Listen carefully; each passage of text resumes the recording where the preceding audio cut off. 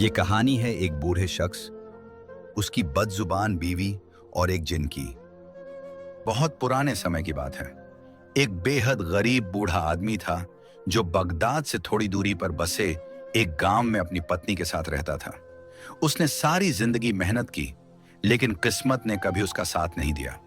हालत इतनी खराब थी कि कई बार उसे और उसकी पत्नी को भीख मांगनी पड़ती थी। उसकी बदकिस्मती की एक बड़ी वजह उसकी पत्नी भी थी। मानो इंसान नहीं, खुद शैतान का रूप हो। उसकी जुबान कभी बंद नहीं होती थी।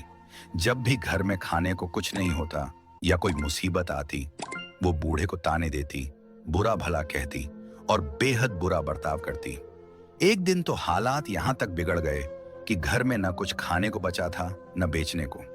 जैसे ही सुबह की पहली रोशनी फैली, बीवी ने ताने देने शुरू कर दिए।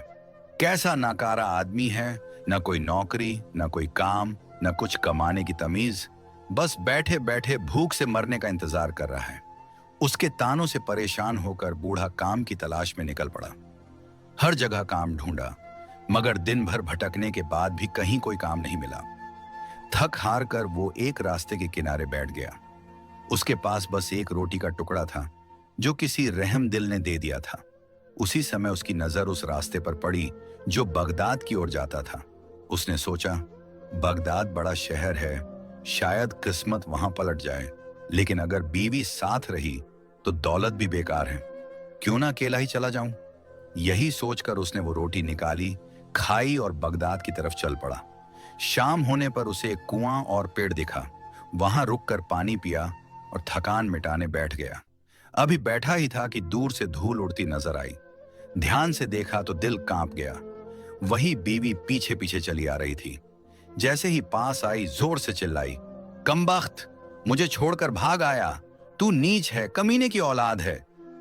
बूढ़ा शर्मिंदा होकर चुपचाप सुनता रहा, लेकिन जब उसकी बर्दाश्त की हद पार हो गई तो गुस्से में आकर उसने कोहनी मारी और औरत पीछे कुएं में जा गिरी। डर से कांपता हुआ वो वहां से भाग गया। थोड़ी देर बाद उसे कुछ सुकून मिला और उसने खुद से कहा, जो हुआ अल्लाह की मर्जी से हुआ, अब मैं आजाद हूं। लेकिन किस्मत को कुछ और ही मंजूर था। जब वो नमाज के लिए रुका तो एक बार फिर दूर से धूल उठती देखी। इस बार डर और गहरा था, लेकिन जब पास आया तो देखा इंसान नहीं, एक जिन्न था। आंखों में आग, चेहरे पर गुस्सा। जिन्न बोला, लेने आया हूं। बूढ़ा कांपते हुए बोला, ए जिन्हों के सरदार, मेरी क्या गलती है? कम से कम मरने से पहले मेरा जुर्म तो बता दो। जिन्न बोला, तूने मेरी नींद खराब कर दी।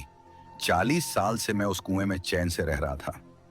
आज तू एक ऐसी औरत को गिरा गया जिसकी आवाज घंटी जैसी बजती है और जिसकी चीखें मोर की तरह। बूढ़ा बोला, ए जिन्न, तुमने तो बस 2 घंटे उसकी आवाज सुनी है, मैंने पूरे 40 साल उसके साथ गुजारे हैं। जिन्न जोर से हंसा और बोला, वाकई तेरी हालत तो मुझसे भी बदतर है, लेकिन अब वो औरत मेरे कुएं में है। बूढ़े ने कहा, उसे वहीं रहने दो और तुम मेरे साथ चलो, दुनिया देखो। जिन्न को बात पसंद आई और वो दोनों बगदाद पहुंचे।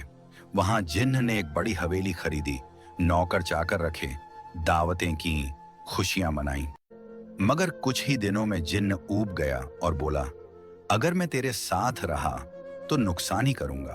अच्छा यही है कि अब हम अलग हो जाएं। बूढ़ा बोला, तो फिर मेरा क्या होगा? जिन्न ने जवाब दिया, मैं एक वजीर आजम की बेटी में प्रवेश करूंगा। जो उसे ठीक करेगा उसे इनाम मिलेगा और वो तुम होगे। फिर जिन्न ने इलाज का तरीका बताया और एक शर्त रखी, मेरे खिलाफ कोई तावीज मत पड़ना, वरना मैं तुम्हारे शरीर में घुस जाऊंगा। फिर ऐसा ही हुआ। कुछ दिनों बाद खबर मिली कि वजीर की बेटी के अंदर जिन आ चुका है।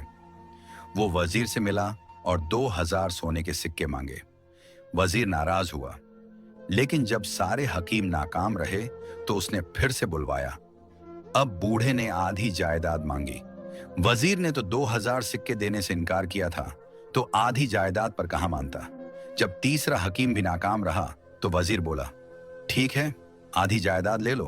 बूढ़ा बोला, अब कीमत और बढ़ गई है, आधी जायदाद और आपकी बेटी से निकाह। वजीर ने कहा, अगर तुमने वाकई इलाज कर दिया तो सब मंजूर। बूढ़ा कमरे में गया, तावीज पढ़ा, जिन्न निकल गया और लड़की होश में आ गई। निकाह हुआ, 7 दिन तक जश्न मनाया गया और बूढ़े की जिंदगी पूरी तरह बदल गई। कुछ समय बीतने के बाद वजीर ने उसे बादशाह के महल बुलवाया। इस बार बादशाह की बेटी के अंदर जिन आ चुका था। बूढ़े को शक हुआ कि यह वही कुएं वाला जिन्न होगा। डर के मारे उसने बहाने बनाने शुरू कर दिए, मगर बादशाह ने धमकी दी, अगर इलाज नहीं किया तो सिर कलम कर दिया जाएगा। बूढ़ा मजबूर होकर महल पहुंचा, हाथों में मौत की लकीरें देखता रहा।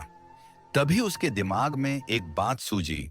महल पहुंचकर बूढ़े ने बादशाह की बेटी का जिन उतारा। जिन ने जूं ही बूढ़े को देखा, उसको बहुत गुस्सा आया। जिन ने बूढ़े को बोला, अब मैं तेरे शरीर में घुस जाऊंगा। बूढ़े ने कहा, घुस जाओ, लेकिन जान लो, मेरी पहली बीवी जिंदा बच निकली है और बाहर तुम्हारा इंतजार कर रही है। जिन चिल्ला पड़ा, मैं उस औरत के साथ रहने से बेहतर समझता हूं कि मर जाऊं। और वो चीखता हुआ खिड़की से बाहर निकल गया और फिर कभी नजर नहीं आया। यूं पूरी हुई बदजुबान औरत और जिन की कहानी। उम्मीद है कि आपको यह कहानी पसंद आई होगी। अगर आप ऐसी पुरानी और दिलचस्प कहानियां सुनना चाहते हैं तो मेरी चैनल अनमोल कहानियां को सब्सक्राइब करें। वीडियो को लाइक और शेयर जरूर करें। इस कहानी के बारे में कमेंट्स में अपनी राय जरूर लिखें। आपकी राय हमारे लिए जरूरी है